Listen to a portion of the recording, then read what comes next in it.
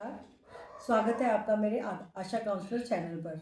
आज मैं बहुत दिन बाद जो है किसी एक टॉपिक को लेकर आपके सामने आई हूँ, जिसके बारे में सुनकर और सोचकर ही जो है वो मन दहल जाता है।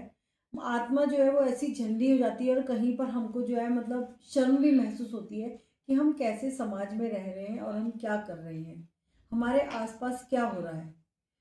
हम बच्चों के लिए, लड़कियों के लिए हम बोलते हैं छोटे कपड़े पहन रहे हैं, तब उन किसी की नज़र उन पर चली गई और उनके साथ ऐसा हादसा हो गया। लेकिन जब मैं न्यूज़ में मैं खोल रही हूँ और न्यूज़ में मैं देख रही हूँ कि जगह जगह कहीं 2.5 साल की बच्ची के साथ रेप, 3.5 साल की बच्ची के साथ रेप, 8 महीने की बच्ची के साथ रेप, 10 साल की बच्ची के साथ रेप।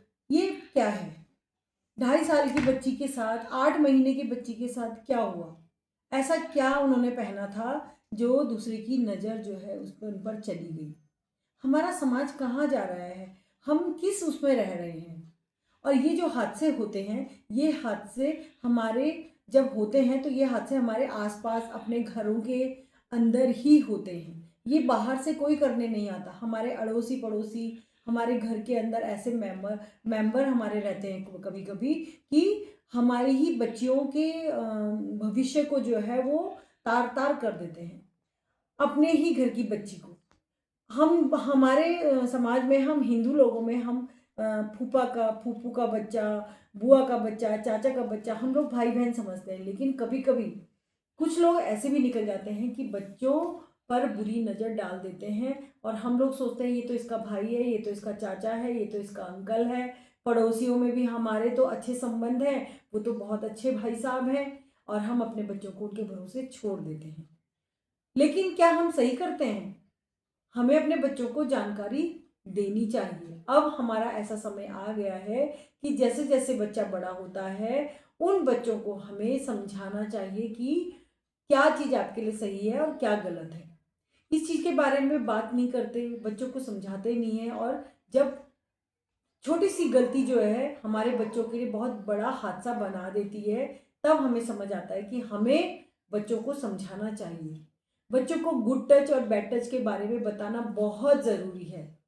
हम जो है बच्चों के साथ इस बारे में बात करते ही नहीं हैं कि कोई अगर आपको इस तरह से टच करे, आपको कहीं ले जाए, खिला ले, कुछ दे रहा है आपको, बहुत दिन से आपके साथ ऐसी कुछ एक्टिविटी हो रही है, तो आपको घर पर पेरेंट्स को बताना ज़रूरी है। ये हमारी छोटी छोटी गलतियों से बहुत बड़े बड़े हादसे जो है हमारी बच्चियों के साथ हो जा रहे हैं, और उनको हम जो है नहीं संभाल पा रहे हैं। वो अपने जीवन से हाथ धो बैठती हैं कई बार बच्चियां, जिनको इस चीज़ के बारे में पता भी नहीं होता। इसलिए हम पेरेंट्स की ये जो है जिम्मेवारी है कि जैसा हमारा बच्चा समझदार होता है, बड़ा होता है धीरे धीरे, ये नहीं है कि आप 3 साल 4 साल का बच्चा छोटा है और अभी उसको कुछ समझ नहीं है, हमें उसको भी समझाना है कि कोई आपको किस करे, उसको नो बोलना है। कोई आपको कुछ चीज़ दे, आपको नो बोलना है। जैसे जैसे बच्चियां समझदार होती हैं, थोड़ी थोड़ी बड़ी होती हैं, उनको गुड टच और बैड टच के बारे में ज़रूर समझाएं। उनको बताएं कि कहाँ पर कोई अगर छू रहा है और ये आपका बैड टच है। आपको समझाना चाहिए कि गुड टच बैड टच बच्चों की जानकारी में होना चाहिए।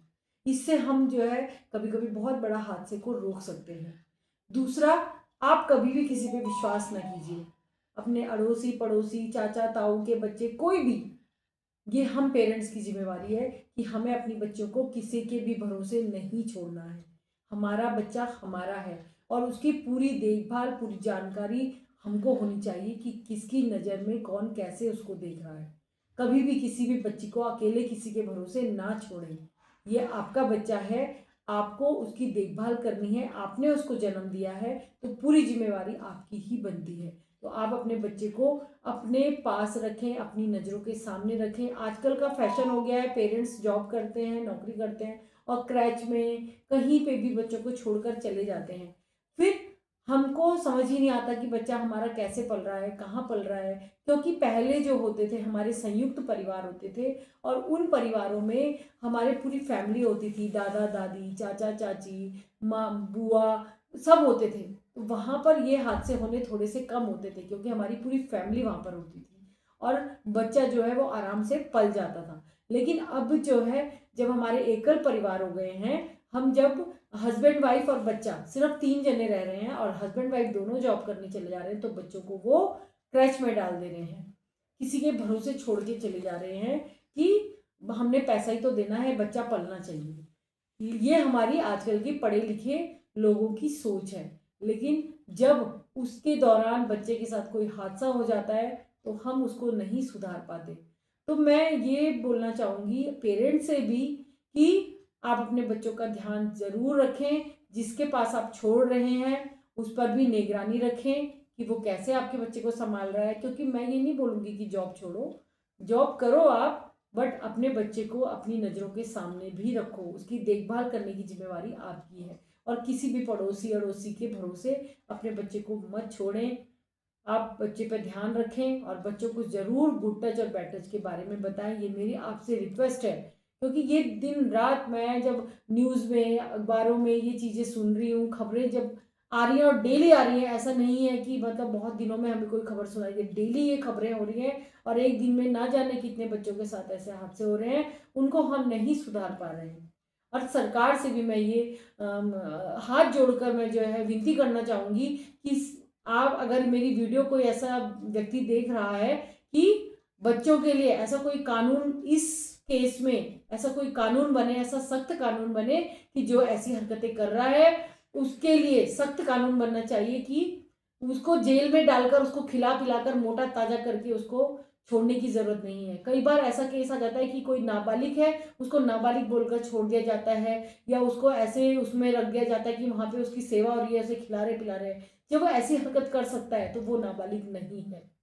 इसलिए प्लीज़ मैं सरकार से ये निवेदन करना चाहूँगी कि ऐसा कोई सख्त कानून बनाए जिससे हमारी बच्चियाँ जो है वो सेफ रहें और कोई ऐसा हादसा करने से पहले 100 बार सोचे कि मैं क्या करने जा रहा हूँ और मेरे साथ क्या हो सकता है।